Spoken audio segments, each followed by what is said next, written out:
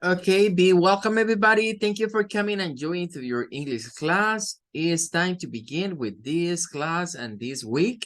And maybe you remember, always we are going to begin reading the versicle for this week. And we are going to read and continue knowing about the Beatitudes. And we are going to find it in Matthew 5:9. And the Lord said to us, "Blessed are the peacemakers, for they will be called children of God." One more time. Blessed are the peacemakers, for they will be called children of God. Bienvenidos, gracias por conectarse. Vamos a iniciar, ¿verdad?, la clase de esta hora para el grupo de inglés básico. Esta semana, ¿verdad?, continuamos con la serie de las bienaventuranzas. Recordemos que parte de la formación en valores cristianos de nuestra escuela, pues implica el estar leyendo estos versículos, pero no solo leerlos, sino también atarlos con el idioma, ¿verdad? Que en este caso es el English. Bueno, esta semana vamos a hablar del vocablo peacemaker, que se traduce como pacificadores. Diríamos que no hay mucho cambio, excepto el principio, ¿verdad? En cuanto a la versión en español y la versión en inglés, por lo menos esta que es la New International Version. Si quisiéramos traducirlo así más directamente, la diferencia es que en vez de decir bienaventurados, esta otra diría benditos los pacificadores, porque ellos serán llamados hijos de Dios. Es decir, vemos prácticamente lo mismo. Pero bien, para hablar o profundizar un poco más con lo que es la palabra peacemaker, vamos a ir a dictionary.com. Les había ya comentado, ¿verdad?, que dictionary.com es una página web en la cual nosotros podemos encontrar las definiciones. Es un diccionario inglés-inglés. Pero aparte de las definiciones, vamos a encontrar la pronunciación de acuerdo al IPA System. Cuando se busca la palabra por sí sola, suele aparecer el sistema del phonetic respelling, que sería algo como esto que está acá. Pero si cambiamos al IPA, ¿verdad?, que es el International Phonetic Alphabet, nos aparece de esta manera, que es con el que nosotros vamos a estar trabajando en la parte de las vocales. Habíamos venido adelantando que una de las cosas principales de trabajar con el alfabeto fonético internacional es conocer cuáles son los correctos sonidos en el idioma inglés que tienen las vocales. Una vez sepamos cuándo vamos a gesticular las vocales de cierta manera, se nos va a hacer mucho más sencillo el hablar el inglés. Las consonantes son bastante parecidas entre el inglés y el español, ¿verdad? Algunas cambian, otras no, pero las que tiene, digamos, como el punto medular es que usted sepa pronunciar bien las vocales. Esta palabra peacemaker tiene varias cosas interesantes. En primer lugar, es una palabra compuesta, es decir, es una palabra que etimológicamente lleva dos vocablos del inglés. El primero es hasta aquí, que es peace, que lo traduciríamos como paz. Y el segundo es maker, que vendría siendo como para referirse al hacedor, es decir, a alguien que hace algo. Entonces, etimológicamente o por etymology, diríamos que peacemaker se traduciría como el hacedor de la paz, o el que hace la paz. Podría ser formas de traducir esa palabra peacemaker, diferentes a pacificador, ¿verdad? El que hace la paz o el que hace las paces. Ahora, la semana pasada les explicaba yo que vamos a usar el método audiolingüístico y precisamente eso que vamos a ver ahorita tiene que ver con ese método para que vayamos entrando ya como en calor. Aunque estamos en la inducción todavía, nos falta ver algunas partes de la inducción del curso de inglés. Ya podemos ir aplicando algunas cosas. De hecho, yo ahorita en este ejemplo les voy a aplicar un par de las cosas que hemos visto para que sepamos que así va a ser la dinámica ya cuando estemos viendo los topics o los temas en sí. Vale, lo primero es esta palabra, peace, hasta acá. Esta palabra tiene una característica y es que termina en letra I, o sea, en la vocal E del inglés. Todas las palabras que terminan en E, nos vamos a dar cuenta que la E no hace ningún sonido, no tiene sonido, es mute, decimos, es muda. pero sí cumple una función. Ahora, luego debemos destacar que esta letra C, en el inglés la letra C tiene dos sonidos. Tiene un sonido parecido a la letra K, que es como cuando va al principio de las palabras, y tiene un sonido que es como letra S cuando va al final de las palabras. Por eso es que usted acá, esta es la primera sílaba. La primera sílaba corresponde a todo esto. Cuando nosotros queremos leer las cosas como en español, como nos las han enseñado, comenzamos leyendo algo como peace. ¿Eh? Y eso está mal si es una palabra en inglés, porque queremos hacer como dos sílabas y decimos pea y después decimos se, pero nada que ver.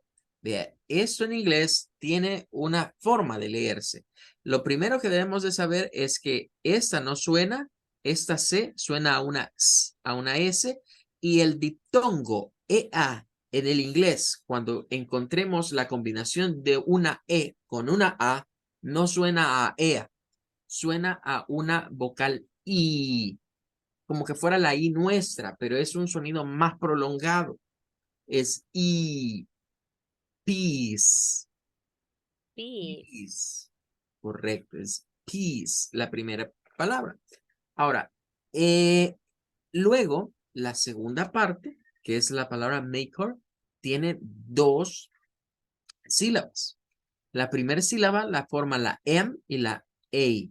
Entonces, esta A se lee como A, como está acá, y se pronuncia may, así, may. Luego, esta otra es la siguiente sílaba, la K, la E y la R. En este caso, quiero que noten que la E tiene un símbolo parecido, pero no es la misma E. Si la vemos así, a veces decimos, mira, es como que la E la pusiéramos de cabeza, pero además la pusiéramos en un espejo y le diéramos vuelta. Esta no es una E. Esta es un sonido especial del inglés. De hecho, es el sonido más importante de las vocales del inglés, que se llama el schwa. Por eso recibe ese nombre, schwa. Porque es un sonido acá, ¿verdad? Como, suena como una especie de UH. ¿Verdad? Es como una U con H. Uh. Por eso, si ven el phonetic respelling, miren, aquí no aparece eso. Aparece como que fuera una E. Pero realmente esto suena como peacemaker, peacemaker. No es ker, no es maker. No, esto no lo debemos leer como maker, porque ahí estamos metiéndole la A y la E del español. Es maker. Esto de acá suena parecido a una E. Cuando estudiemos esto, nos vamos a dar cuenta que el schwa, dependiendo con qué consonantes esté combinado, a veces nos va a sonar como una a veces nos va a sonar como una E, a veces nos va a sonar como una I, a veces nos va a sonar como una O, a veces nos va a sonar como una U. Este sonido es un sonido camaleónico y puede adoptar la forma de casi todas las demás vocales. Nuestro oído, como esos son los sonidos que está acostumbrado a reconocer, lo tiende a confundir con una E cuando pronunciamos maker, pero es core, es muy suave, es un sonido muy suave. No es como ker, ¿ya? No es como decir ker en español, es ker, maker.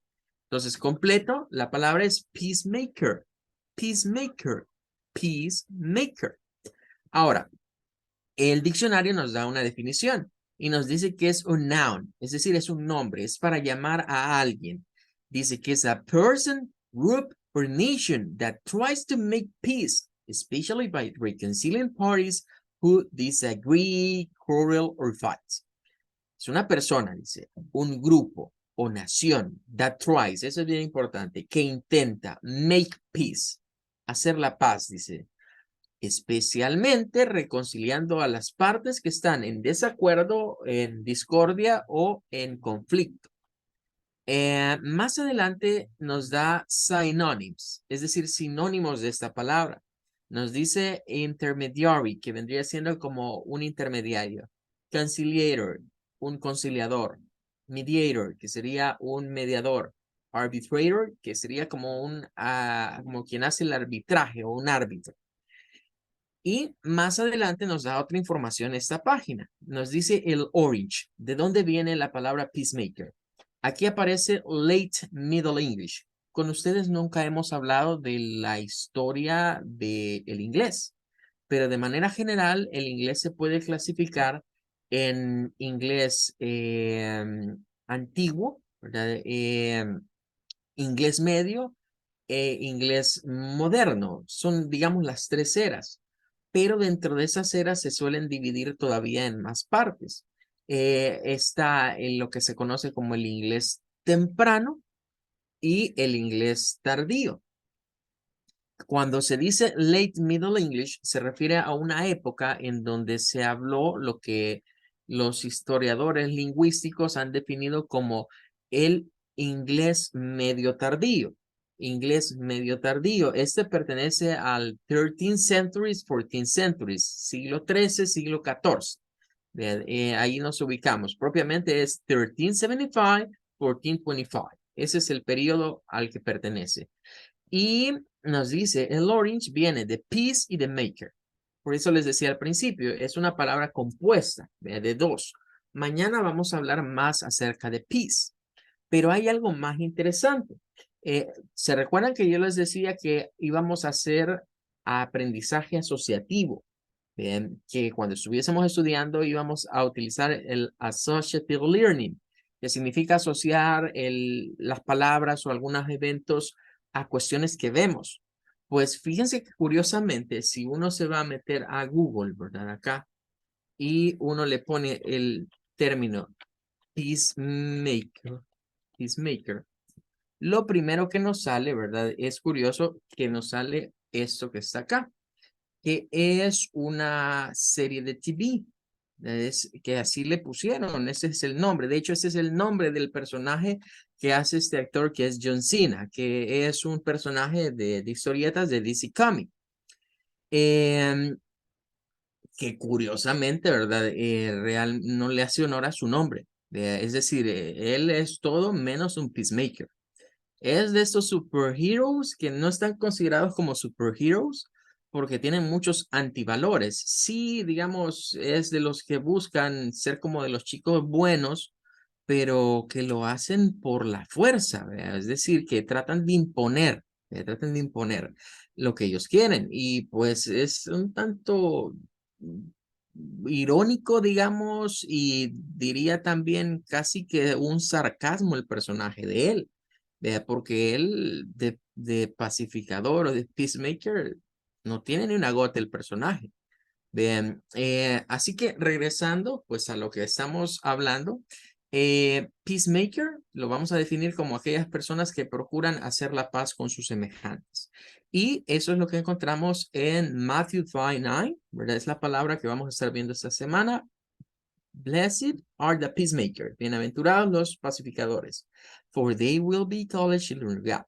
Y les he dicho a otros grupos, miren, esto de ser pacificador no lo veamos así como que la paz mundial. Vean, no es necesario astralizarnos tanto. Podemos ser pacificadores estando con los mismos miembros de nuestro hogar, evitando contiendas, evitando pleitos, tratando de llevarnos la fiesta en paz, como decimos acá, ¿verdad? Si en el hogar comenzamos a tratarnos así, eso se va a ir multiplicando y claro, la sociedad misma también va a comenzar a ser pacificadora. Todos estos actos de intolerancia que vemos que ocurren a diario en nuestro país, si tuviésemos ese tipo de valores inculcados desde la familia, no se darían quizás con tanta frecuencia. Y no se nos olvide que esta es una característica que toda persona que se denomine cristiano debería tener, procurar la paz, ser un hacedor de paz, como el término etimológicamente lo dice. Ok, that's gonna be all. Terminamos y vamos a continuar. Estamos hablando en la inducción de la metodología. Hemos abordado algunos de estos, de esas partes metodológicas, ¿verdad? Ya hablamos del Natural Language Learning, de la Grammar Translation, del Audiolingual y el Associative. Miren, en este ejercicio que acabamos de ver, hemos aplicado ya dos de ellos. Hablamos del Audiolingual o el método fonético y también les acabo de hacer el Associative Learning. ¿Qué significa? Que es más fácil recordar ahora la palabra, ¿verdad? Por este superhéroe seguramente, ¿verdad? O por este personaje. Pero de ahí viene la relación. Ah, pero eso también está en la Biblia.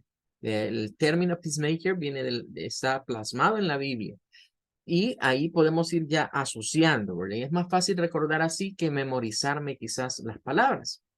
Ahora, vamos a hablar de otros mitos. Entre ellos está el translation and interpretation, traducción e interpretación. Al oírlo de manera somera, podríamos decir, bueno, teacher, y que eso no es lo mismo, traducir e interpretar no es lo mismo. No, no es lo mismo. Se parecen, pero el intérprete está una escala más arriba que el traductor. Nosotros vamos a hablar de traductores y vamos a hablar de intérpretes. Son los dos conceptos que debemos de manejar. Usted, como estudiante del idioma inglés, debe apuntarle a ser un intérprete del idioma.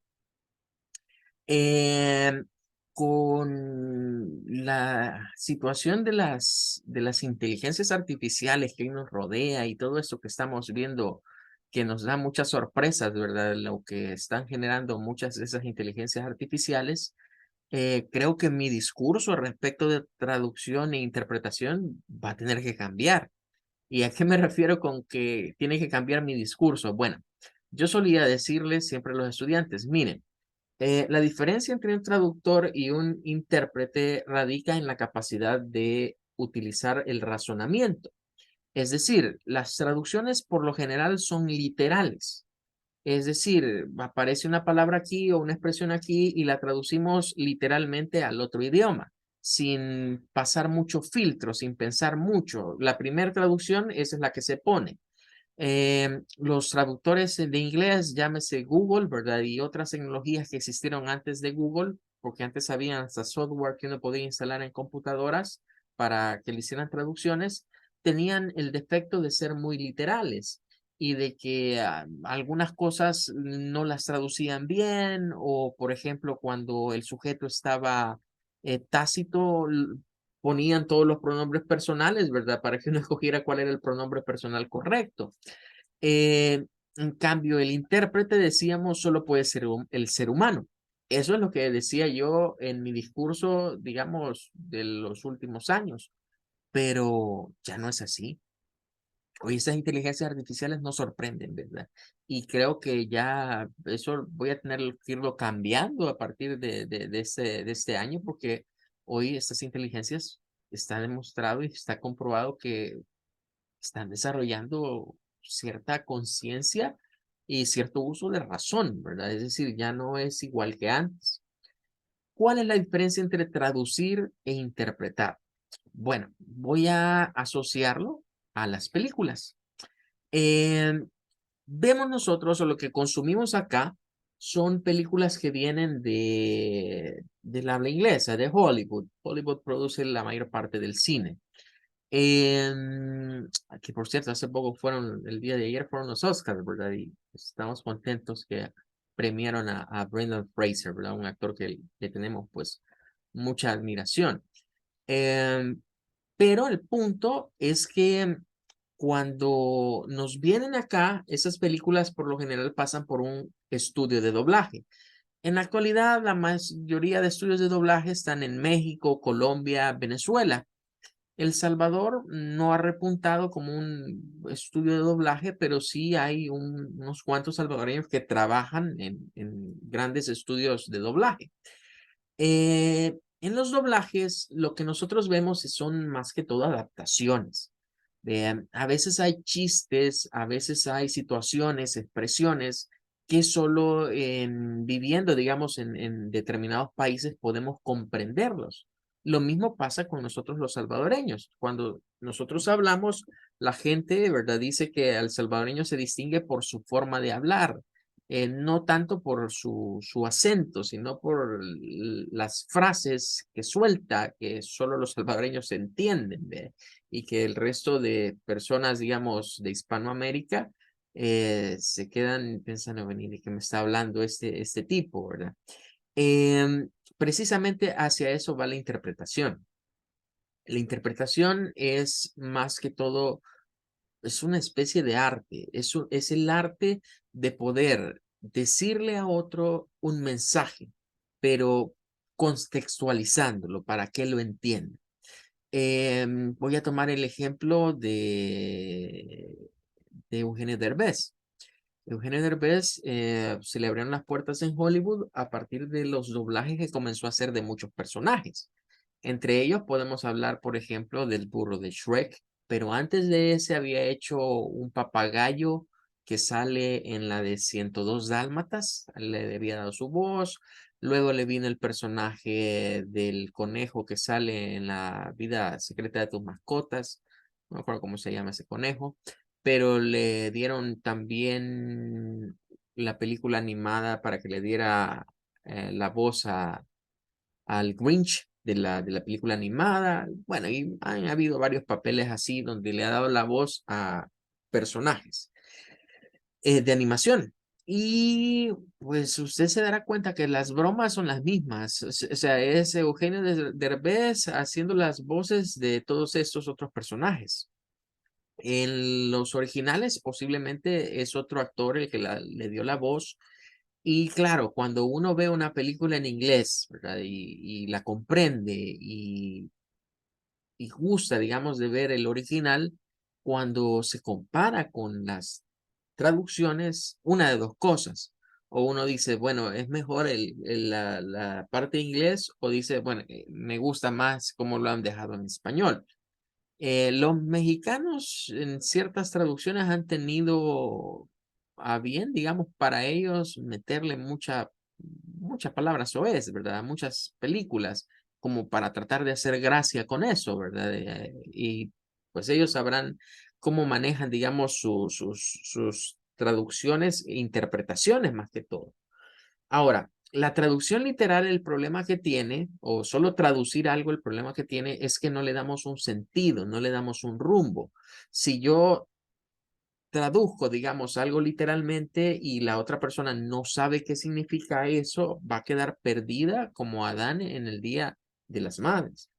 Hay expresiones que son idiomáticas, el inglés está cargado de frases verbales que si no sé el contexto en el que se están utilizando, voy a quedar completamente en la luna respecto de lo que me están diciendo.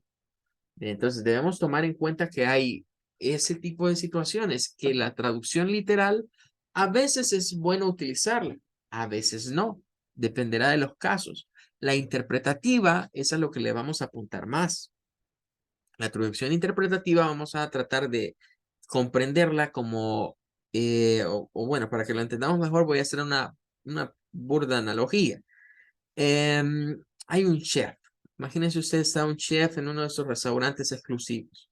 Vea, entonces el chef tiene a sus subalternos, que son los que preparan, vea, pero el chef principal, antes de enviar un plato a la mesa, ¿verdad? A la mesa de los comensales, viene y le da una probada al plato, ¿verdad? Lo que han preparado.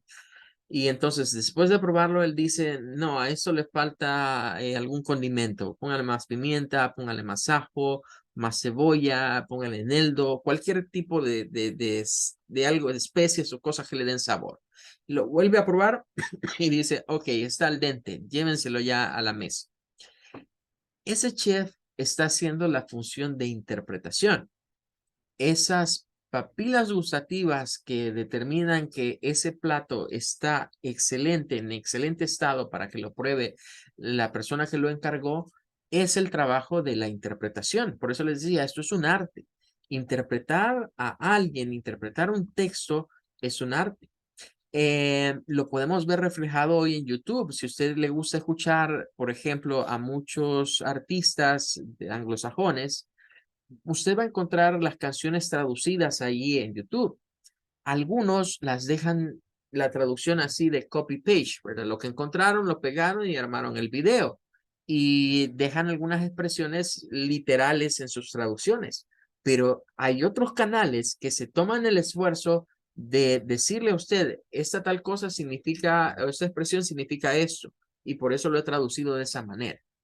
Eso es ya interpretar, es meterle esos elementos para que la persona que va a comer la traducción o que va a degustar de la traducción le sienta más sabor. Entonces ahí es donde vamos a ver la diferencia entre traducción o translation y interpretation. Ahora, En la interpretación se da lo que mencionaba de las películas. A veces se le agregan elementos extra. Se le ponen cosas que no estaban en el guión original o que no venían del texto original o se adaptan. Entonces la interpretación tiene, digamos, un poco más de libertad el intérprete de utilizar algo otras palabras o algo otros recursos para darse a entender mejor a un público. Entonces es de tomar en cuenta eso. A mí, por ejemplo, me gusta ver mucho algunos predicadores, ¿verdad? Que dan mensajes muy buenos, pero son de habla inglesa. Y de repente los ponen con un intérprete, o no un traductor, con un intérprete.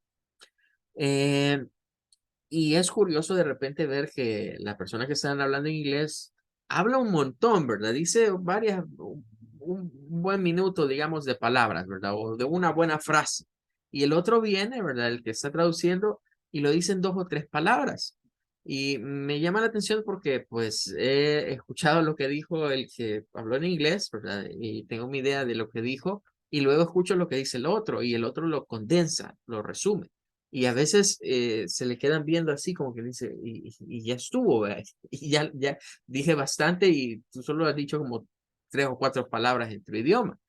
Eso es parte de la interpretación. El intérprete va diciendo qué quitar, qué agregar, qué es mejor, digamos, para una traducción. Bueno, ese es uno de los métodos que vamos a estar aprendiendo, traducción, interpretación.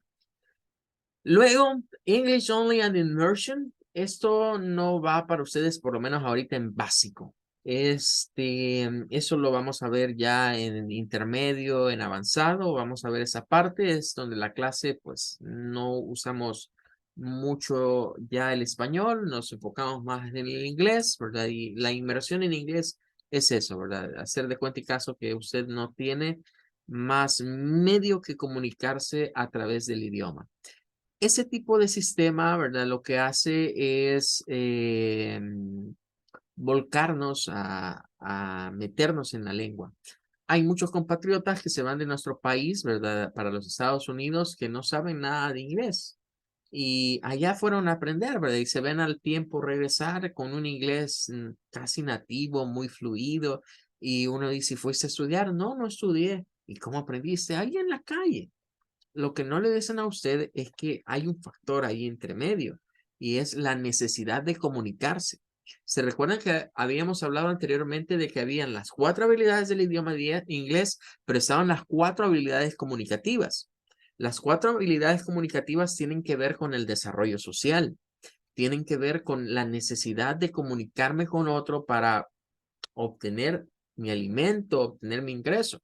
Entonces, a estas personas que se van de esa manera muchas veces, y de hecho hemos tenido estudiantes que están en los Estados Unidos que han ingresado a nuestra escuela porque nos dicen, mire, es que yo tengo un inglés bastante fluido, mi inglés es muy bueno, y de hecho al entrevistarlos, es correcto, tienen un inglés casi perfecto, pero tengo problemas de spelling, es decir, mi ortografía. Cuando escribo, escribo mal las cosas aquí y ya he pasado vergüenzas por no escribir bien el inglés. Eso sucede porque es igual que una persona analfabeta. Es decir, es alguien que la necesidad le hizo aprender a escuchar y a comunicarse, pero nunca pasó por el proceso de lectoescritura. Entonces, hay analfabetas del idioma inglés, que son personas que escuchan y hablan muy bien, pero fuera de eso, fuera de hablarlo, escribirlo es una dificultad, leerlo es una dificultad. Entonces, el English Only and Immersion es un método que nos va a poner en esa encrucijada, en donde para entender necesito saber que ya no va a haber español. Tengo que meterme full English y despertar esa necesidad de comunicarme en el idioma. Vamos a ir a uno más, ¿verdad? El Cultural Language Learning. Este es un método que implementamos mucho, tiene que ver con el aprendizaje cultural. Es decir, está bien aprender inglés, está bien tener ese deseo. Muchos se nos bombardea con que quieres hablar en 9 meses el inglés, quieres,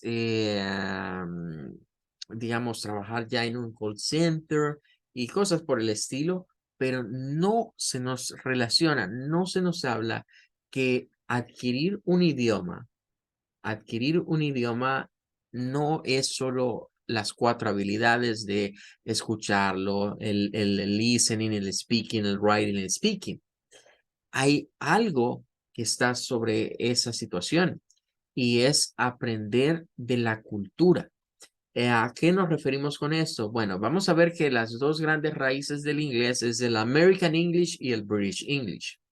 Pero si nos enfocamos en el American English, hay situaciones culturales, fenómenos culturales que influyen sobre la pronunciación del idioma, que si yo los desconozco, pues voy a tener un serio lío en comprender algunas cosas. Para muestra un botón, los estadounidenses tienen, y se los voy a enseñar con una palabra que creo que todos conocen, ¿verdad?